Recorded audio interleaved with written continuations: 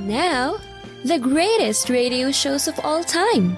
Suspense. The Shadow Node. Washington calling David Harding, counter-spy. Classic radio theater. The Great Gildersleeve. Fibber McGee and Molly. Dragnet. Gunsmoke. The Lone Ranger. Now, step back into our time machine with your host, Wyatt Cox. Good evening, friends of the Inner Sanctum. If you've seen the movie Being the Ricardos, you saw references in there to the radio show My Favorite Husband. And that's what we're going to hear an episode of today. Lucille Ball, Richard Denning starring as Liz and George Cooper in My Favorite Husband back in January 14th, 1949. And they're trying to get musical. Why? It's time for My Favorite Husband, starring Lucille Ball. Hello, everybody.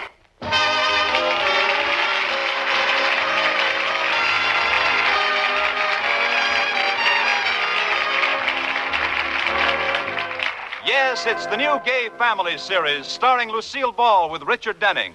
Brought to you by the Jell-O family of desserts. J-E-L-L. Oh, the big red letters stand for the Jell-O family. Oh, the big red letters stand for the Jell-O family. That's Jell-O. Yum, yum, yum. Jell-O puddings. Yum, yum, yum. Jell-O tapioca puddings. Yes, sirree. And now Lucille Ball with Richard Denning as Liz and George Cooper. Two people who live together and like it.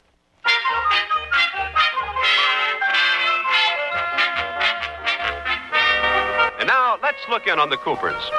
It's Saturday morning, and right after breakfast, George went up to the attic to get his decoy ducks so he could spend the day repainting them.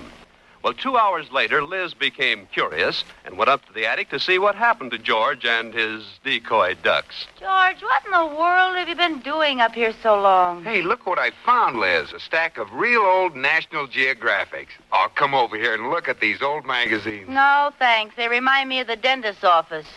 Oh, but they're full of wonderful stuff.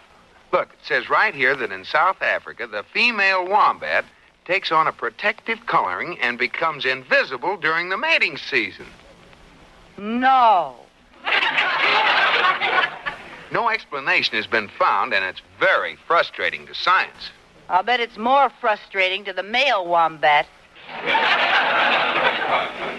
Oh, gee, look at this automobile ad from 20 years ago, Liz. Oh, let me see. Oh, doesn't that make you sad? New Cadillac, $1,100. Lend me your handkerchief, Liz. George, let's answer this ad. It's got a coupon on it.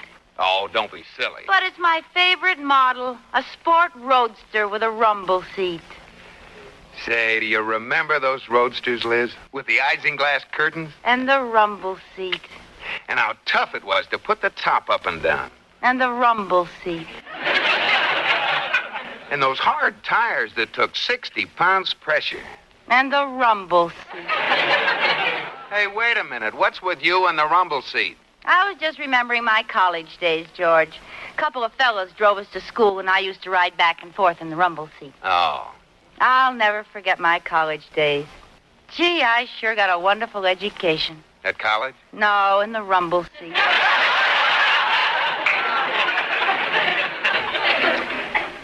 Say, what are you staying up here so long for anyway? Haven't you found those decayed ducks? That's decoy ducks. Oh, George, I just remember what happened to them. You know the charity bazaar last fall? Yeah? Guess what we used for targets in the shooting gallery? You mean... Yes, those little decoys have gone to the great duck pond up yonder. Oh, well, I needed new ones anyway. George, we ought to throw away some of this awful trash up here. That old iron junk, for instance. Junk? That's my muscle-building equipment. Too bad you never used it. Thanks a lot. You know that my shoulders are 6 inches broader than they were before we got married? Yes, I know. And who can I thank for that? Your tailor. Nonsense. I built them up with this barbell. Then how come when you take your coat off, they go back to their premarital size? Oh, try and argue with a woman. I built them up by exercises like this. You lift the barbell off the... Can't budge it off the floor. What happened to you, boy? Nothing's happened to me. It's the barbell. Oh. You see, when iron stays in a cool, dark place, it becomes heavier. Oh. I thought that when a muscle stays in a lazy white arm, it becomes flabbier. Very funny. Now, listen, Liz, if we're going to get rid of anything, we ought to sell that old piano you insist on keeping. Sell my wonderful old piano? Crazy? Well, why all the sentiment? You never could play it. I could, too, and I still can. Listen to this.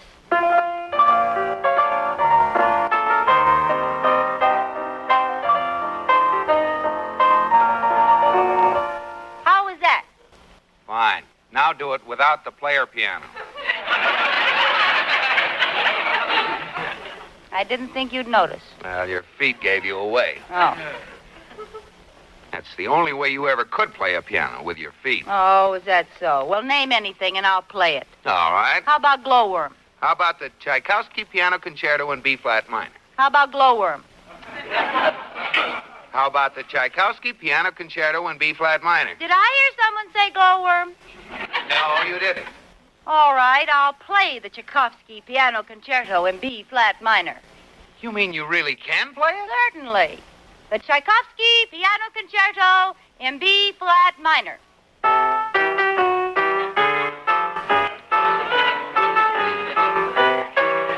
I thought so. Quiet, this is very difficult.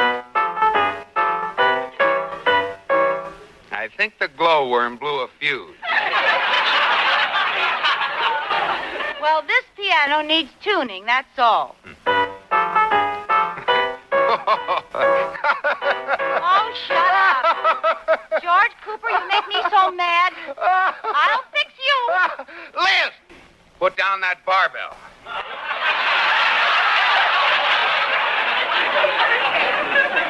All right. Now, come on, Liz. Let's go downstairs. Oh, no, now you got me mad. I'm going to lick this glowworm if it takes all night.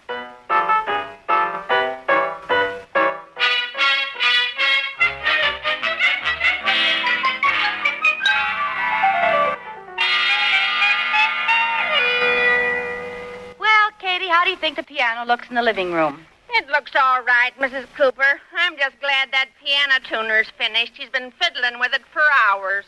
He certainly didn't leave it very clean. Say, that sounds fine. You play real good. Katie, I'm cleaning the keys. Oh. Well, if you don't mind my asking, Mrs. Cooper, how come you're taking piano lessons? Oh, George makes me so mad. I'm just going to show him I'm not as untalented as he thinks. I used to play the piano pretty well. Haven't you finished cleaning those keys yet?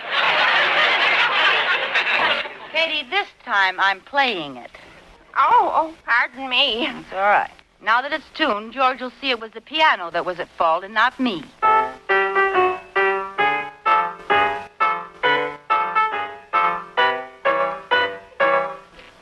Can't even tune a piano. Oh, I wonder what's keeping Professor Krausmeyer. Krausmeyer? Yes, I located my old piano teacher. He gave me my first lesson when I was only 5 years old. I hope he realizes I'm grown up now. And why? Well, in those days, every time I did something wrong, he put me over his knee and spanked me. Well, how often did that happen? I never finished a lesson standing up. I'll let him in, Katie. All right, Mrs. Cooper. Why, hello, Professor Krausmeyer. Little Lizzie. Oh, let me look at you. Ach, you don't look like a little Lizzie anymore. You look like a big Cadillac. It's the same chassis with a little longer wheelbase. And all the accessories, too. Oh, thank you, Professor. Remember how you used to take me over your knee and spank me? Yeah, and I remember that little song you used to play. Glau, little Glauberm, glimmer, glimmer. How is that poor little Glauberm? It's still suffering. Look, I found all my old music books. Oh, excellent, excellent. Let me look, huh? Oh, 10 little tunes for 10 tiny fingers. Yes, it comes out even. One tune for each finger. And here's your old exercise book. Oh, you got 1 gold star on the singing mouse. Yeah. You got 2 gold stars on the happy frog. Uh-huh. Oh, and here's the Glauberm. What did I get on there? 1 for stonken. Oh, wait a minute. Here's a little note you wrote. Uh-huh. She claims the piano is out of tune. Oh. A silly excuse you used. Only a child would try a stupid alibi like that. Oh, here's a good one, the robin. Oh, you used to be pretty good on that one. Please, go ahead, play it. All right.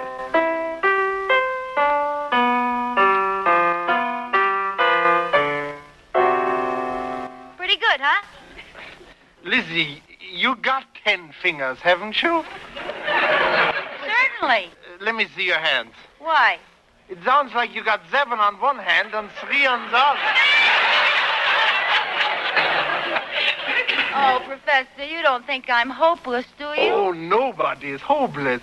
I can teach anybody to play the piano who possesses only 3 qualifications. What are they? A right hand, a left hand, and $5 an hour. That settles it. Professor, I'm going to take lessons again. I have to learn at least one piece perfectly, or life won't be worth living around here. Oh, I have the perfect piece for you. It's an old German folk song called Weit unten auf dem Schwanefluss. It goes like this. Weit unten auf dem Schwanefluss. Oh, I know that song. It's called Way Down Upon the Swanee River. Ach, they are translating everything these days. Well, if you really want to show it off, you should go on my little radio program, you know. Yeah, Professor Krausmeyer's Talent Scouts. Each week I give a prize. Of course, that's just for my talented boobles. Oh, well, that lets me out. I'm not a talented booble. Well, now, if you would take 3 lessons a week, I might consider you talented enough to go on it. Oh, I see.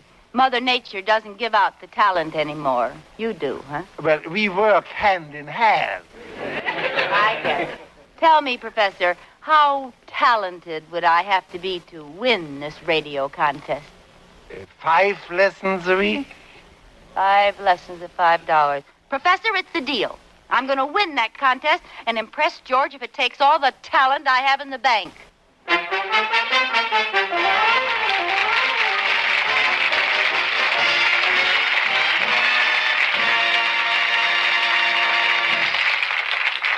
January 14th, 1949, My Favorite Husband on Classic Radio Theater. Classic Radio Theater on your favorite station. January 14th, 1949, Lucille Ball, My Favorite Husband.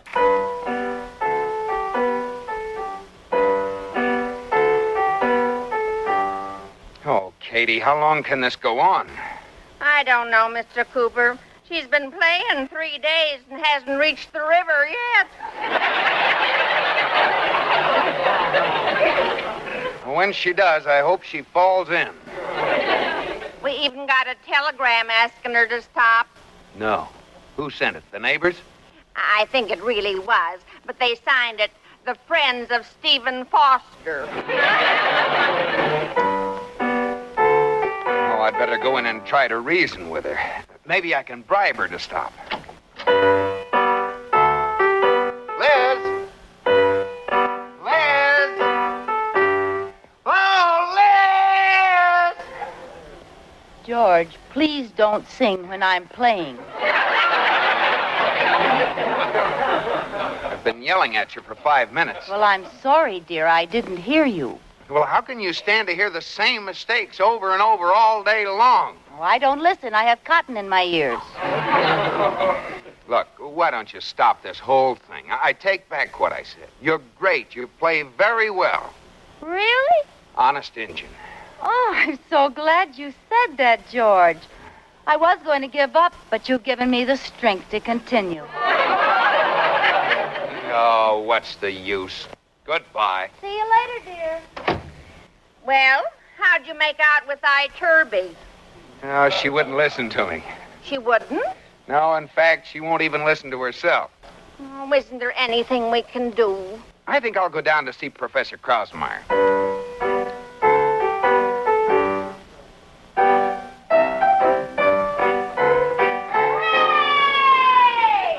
She made it. I'd better get to Krausmeyer in a hurry. Now there'll be no stopping.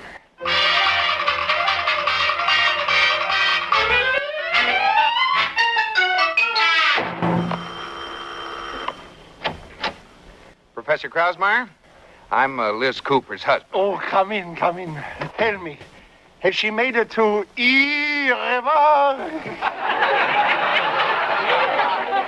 Yes, today. Congratulations.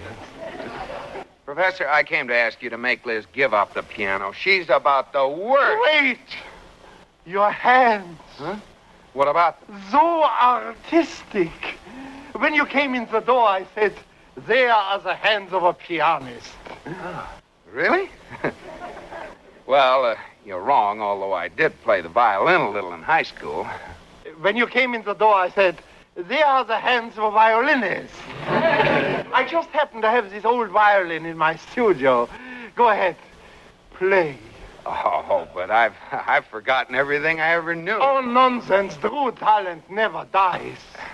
Well... Go ahead, play.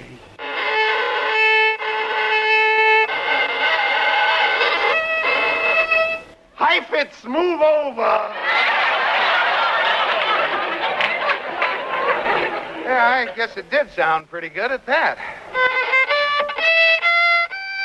Hold it. You don't want to get stale, Yasha. Yeah, that's true. Oh, my, so much talent in one family. Oh, you will go places. Oh. No, I can see it now. George and his magic violin, and Liz and her makes you glad you're not a glowworm, music. Oh, but Professor, I don't have time to take lessons. Now, look, Mr. Cooper, I'll let you in on a secret. I got a little radio program. Each week I hold a contest. Now, your wife is going to be on it this week. How would you like to be on it and win? On the basis of talent, of course. Say for $50. It'll be worth it to beat Liz at her own game. It's a deal, Professor.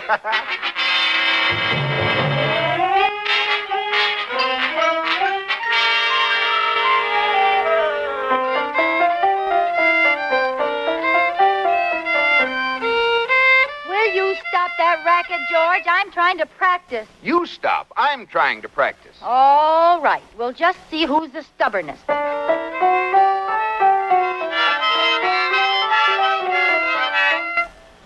Where'd that harmonica music come from? Me. I'm playing it in self-defense. Oh, this is all your fault, George. I'm going to be on that radio contest of Krausmeyer's, too. You? Yes. And I wouldn't be surprised if I walked off with the first prize. I would. What would you like to bet you don't win, George? Well, make it easy on yourself. But I'll have to warn you, I got my information right from the jockey. The jockey, huh? Shake hands with the horse. I'll just bet $100, George Cooper. You've got a bet. Oh, are you a sucker? From now on, Liz, I mean business. May the best man win. Shake. Okay, and don't be surprised if the best man turns out to be a woman.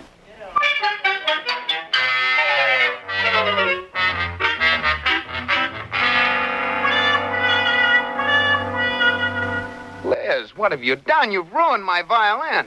All I did was glue the strings together. All you did? Well, you were having so much trouble with 4 strings, I thought one big one would be better. Oh.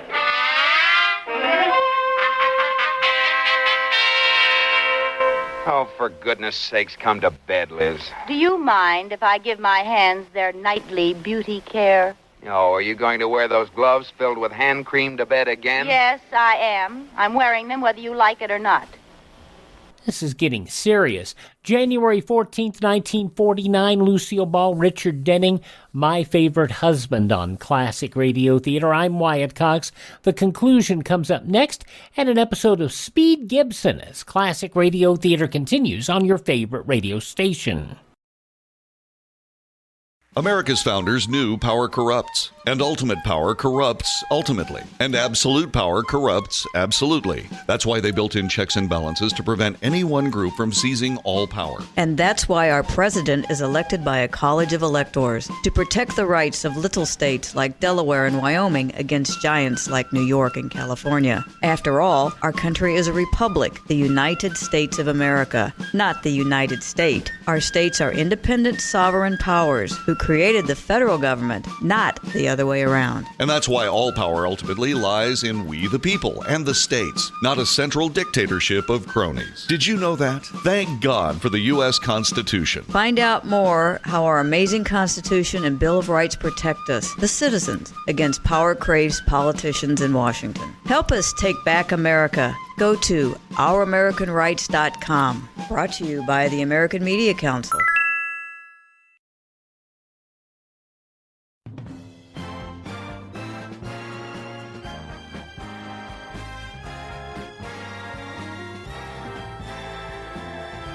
Now on Classic Radio Theater, the conclusion of My Favorite Husband, starring Lucille Ball and Richard Denning. January 14th, 1949, Liz is wearing gloves with lotion in them to bed. Say, these gloves feel funny. Do they? I can't get them off. George Cooper, what did you put in these gloves? Quick-drying cement. Oh! Well, this isn't going to stop me.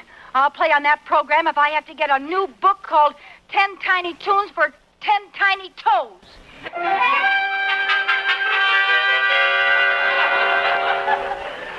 Oh, aren't you dressed yet, Liz? It's almost time to leave for the radio studio. I just have to put on my dress. I bought it specially for tonight. Why don't you get dressed? Well, it doesn't take me as long as it takes you. Hey, where is your dress? Right there on the... It's gone. George Cooper, what'd you do with my dress? Nothing. Oh, it's too bad, Liz. You wouldn't wear any of your old ones. Well, I guess you'll just have to stay home. That's what you think. I happen to have a whole closet full of... Look, my clothes are all gone. Oh, what a pity.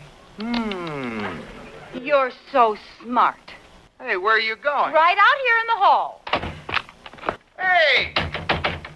Hey, let me out of here. Let me out of here, Liz. Liz! Well, that takes care of my competition. Oh, my goodness, what am I going to wear? Oh, I'll see if there isn't something I can wear in George's room. Open that door!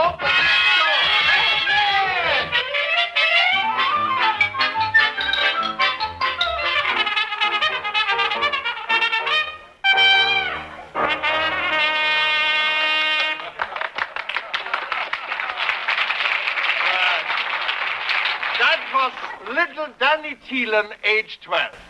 Thank you, Danny. You keep on playing like that, and who knows what will happen to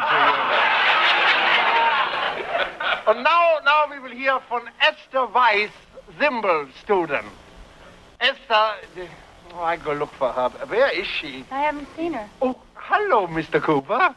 Mrs. Cooper. That's a nice-looking suit you have on. Oh, do you like it? I thought the pants were a little too long. Crazy people. Well, I gotta find Esther. Mrs. Cooper, maybe she's in the... would you go look and see if she's in the... I wouldn't dare in these clothes. Oh, good. Oh, here she comes now. Hurry up, Esther, hurry up. By the way, where is Mrs. Cooper, Mr. Cooper? The other Cooper, where is he? Oh, I'm sorry. He asked me to tell you he couldn't get out tonight. I'm ready. Oh, good. And now we will hear from Esther Weiss, thimble student. I am Esther Weiss, age 5 1/2. I will play Beethoven's Ninth Symphony on the cymbals. All right, Esther, go ahead.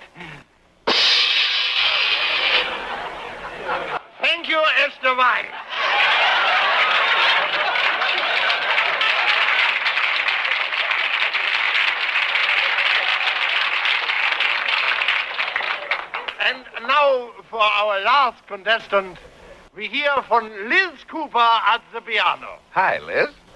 George, how did you get here? I slid down the drain pipe. That's a lovely dress you're wearing. Do you like it? The skirt's a little short. That's my son's suit. Oh, that's what it is.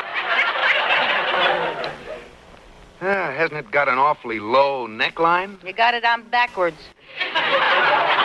And now for our last contestant, Liz Cooper at the piano. Last contestant? That's going to be me. Oh, no, it isn't. Now, what's going on here? What's the matter, Mrs. Cooper? That's Mrs. Cooper. You are both here. But there's only time for one of you. Well, which one? That's something you'll have to decide between you. I'll play. That's what you think. Out of my way. No, wait, come back. You both can't play. My name is George Cooper. My name is Liz Cooper. Age 36. My name is Liz Cooper. I'll play a humoress. I'll play way down upon the Swanee River. But you both can't play at the same time. 1, 2.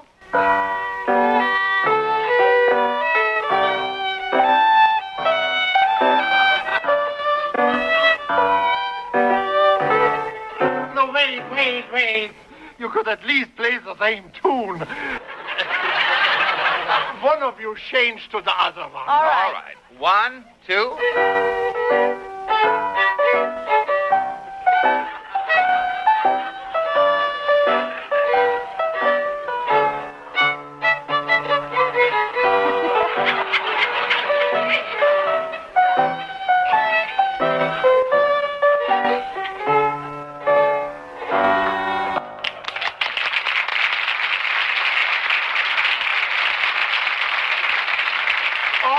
That was good. That worked out fine. Who won, Professor? You both won.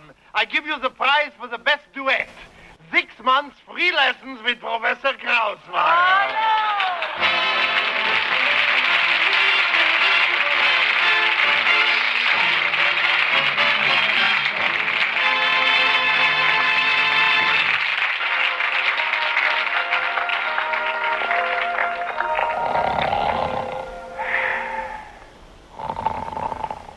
George Cooper. Huh? What's the matter? You ought to be ashamed. Hey, what's the idea of slapping me? That's for the way you acted in my dream. Oh, what was I doing? You were smooching with Betty Grable. Oh, Liz. You know, I was dreaming, too, about you. Oh, really? Yeah. You were dancing with Gregory Peck, but you don't see me getting angry. Oh, I'm sorry.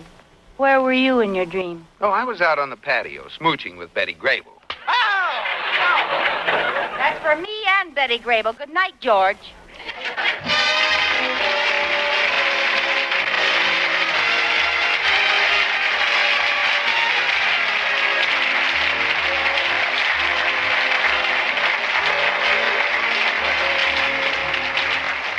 You have been listening to My Favorite Husband, starring Lucille Ball with Richard Denning, and based on characters created by Isabel Scott Rorick.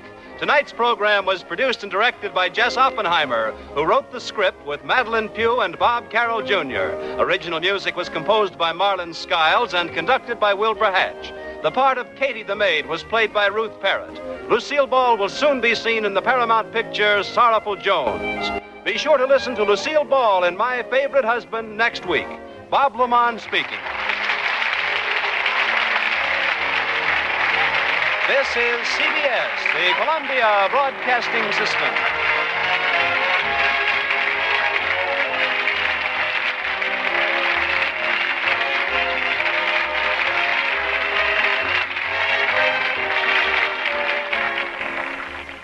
January 14th, 1949, My Favorite Husband on Classic Radio Theater. Now on Clint and Classic Smiley Radio spend the Theater, night an in a small episode British of the hospital serial to fully Speed recover Gibson from the and long flight International between Secret Bermuda Police. and the Azores This goes without back drinking to January water. 14th, Leeds and Davis are also and supposed to be starring resting in up. this episode, But during the night, Hanley, Clint has a Stafford, hunch that and all Gale is not Gordon. well down at the plane. Rousing Speed and Smiley, Clint leads the way to the plane and surprises Leeds in the control room. He gives the excuse that he was working on the altimeter, but Speed hears a ticking sound. It is a time bomb hidden in the plane, and Clint runs to the instrument board, praying that the control wire is there. while Smiley and Speed grapple with Leeds, who frantically tries to escape, and does manage to get out of the plane, but Smiley stops him with a bullet. I winged Leeds. He's down. Good. Oh, golly, if Clint can only find that bomb wiring. Won't do any good to run. If that bomb goes off, it'll wreck anything within 100 yards of the plane. Hey, the ticking stopped. Clint must have found the wiring all right. You wait here. Wait till I go out and get Lee. Okay, but be careful, Smiley. He might pull a gun on you. I doubt that. He's too concerned about being shot. But Speed, are you all right? Yeah, Clint. You found the wiring? Yes. We're set near the altimeter. That's why Leeds slipped his hand in back there to set off the bomb. He must have had it set to give him just enough time to escape. He didn't, though. Smiley shot him. He's still alive. Oh, yes. At least he was making plenty of noise groaning a minute ago. Good. I want to question him. Leeds started that fire in the baggage compartment, too. But I can't understand how the Octopus gang could have made him obey them. Why, he's been a trusted employee of the International Secret Police. I'm beginning to think the Octopus gang can do anything. We thought we were through with trouble when we got rid of the Octopus. It looks like we'll have to get rid of every member of his gang before we're really through with trouble. Yes, it looks that way. Hey, Clint! Speed! Come on out here! Coming, Smiley! Let's pile out, Speed. I have an idea that Leeds really needs hospital care now. That'll give us a chance to question him, too. Did he hurt the plane any? Not that I can see. I'll have one of the local mechanics check it over thoroughly before we take off for Madeira.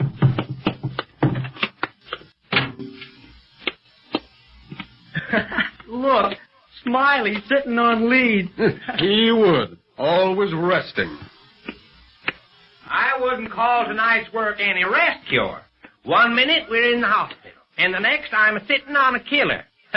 Never a dull moment. Well, we're darn lucky to know what we're doing right now. If Speed hadn't heard that time bomb when he did... Spare me the unpleasant details. What are we going to do with this Razorback? Take him back to the hospital with us for treatment and questioning. Can he walk? Sure. Those groans you hear come from a guilty conscience more than from a creased shoulder. Come on, Balmer, get up. We're going bye-bye.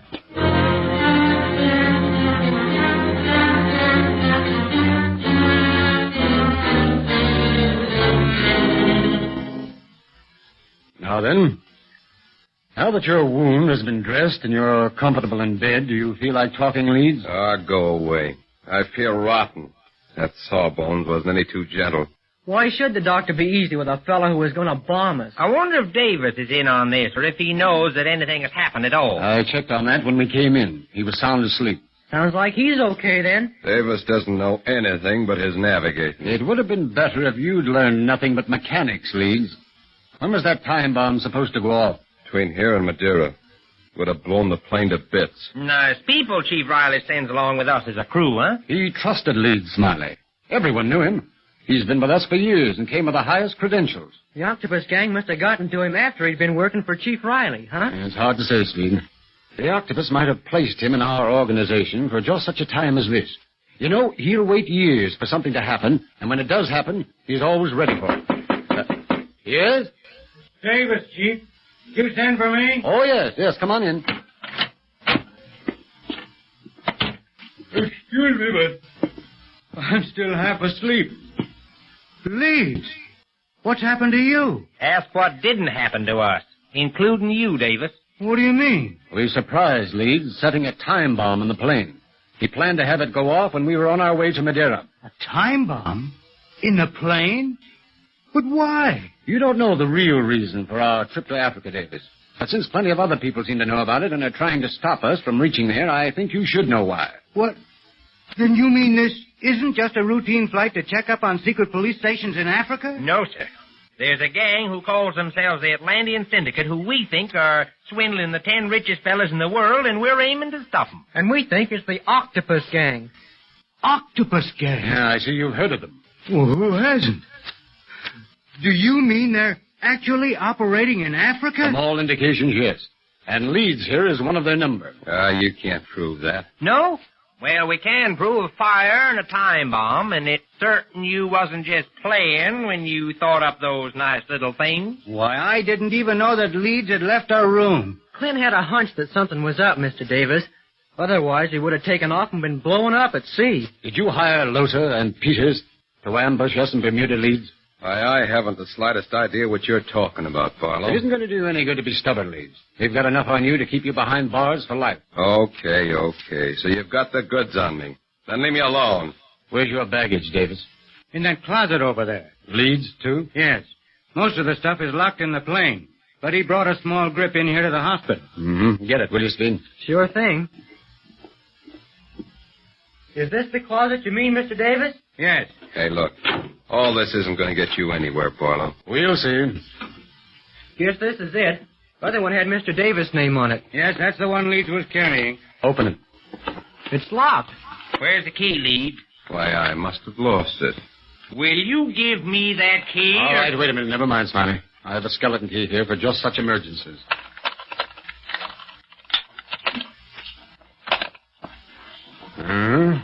Well, just the usual thing.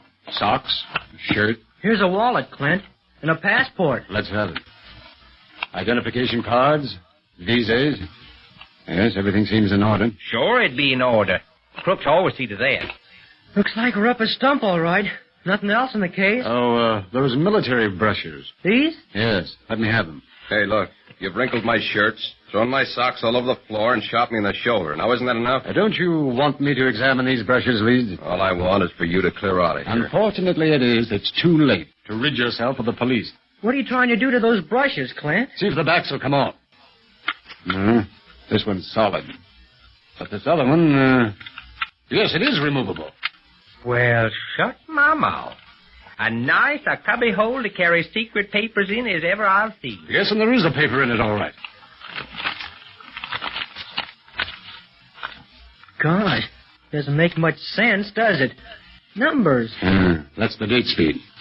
And look, New York, Bermuda, Azores, and Madeira. They have our route and the dates we land at these places. If they couldn't stop us from landing. Madeira. That means they're laying for us there, too. We found Leeds out. Maybe that'll end our troubles on the flight at Leeds. Maybe. But Leeds is going to tell us exactly what to expect, whether he likes it or not. Hey, look, may I have a glass of water if I've got to go into such a lengthy discussion? I'll get you one. Thanks.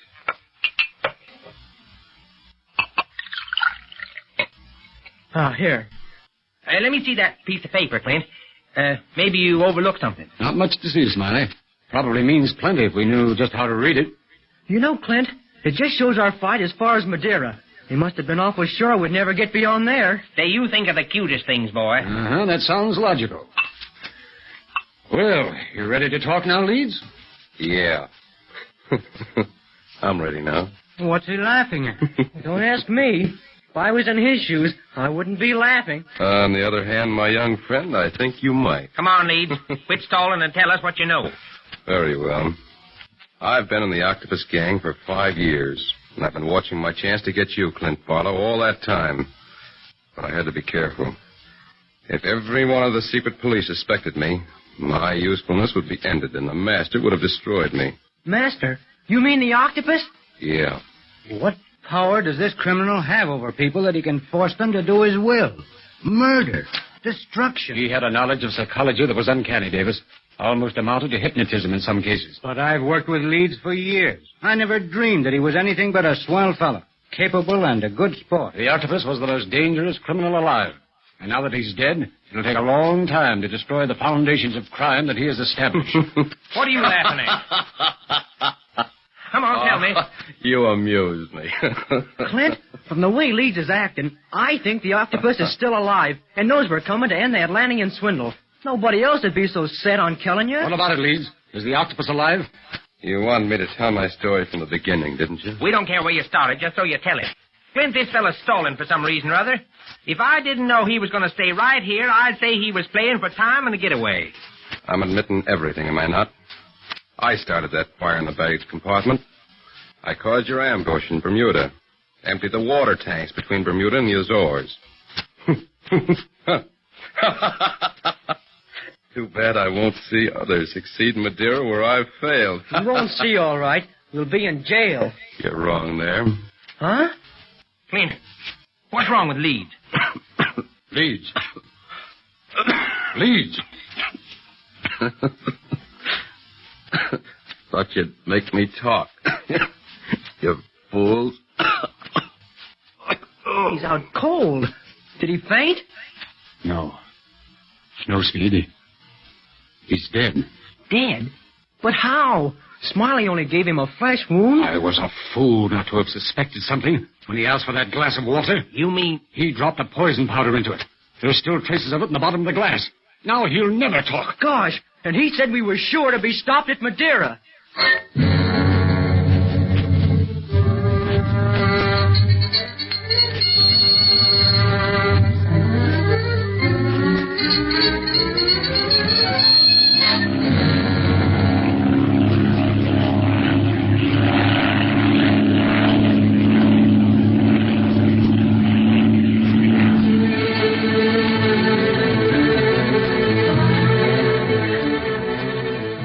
From January 14th, 1935, that's Speed Gibson of the International Secret Police on Classic Radio Theater.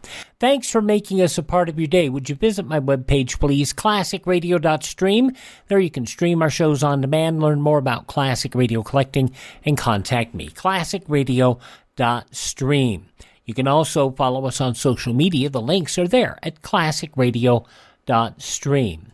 And please thank this radio station, support their advertisers. It is their kindness and courtesy that allows us to be with you each and every time we roll around here on your favorite station. Don't forget that our programs are available by a podcast. If you miss a day, you don't have to miss a show. Just search on all the major podcast applications for Classic Radio Theater with Wyatt Cox. That's different from what it used to be. Classic Radio Theater with Wyatt Cox. Have yourself a great day. Tell all your friends the great radio shows are right here at this spot on the dial. Classic Radio Theater on your favorite radio station.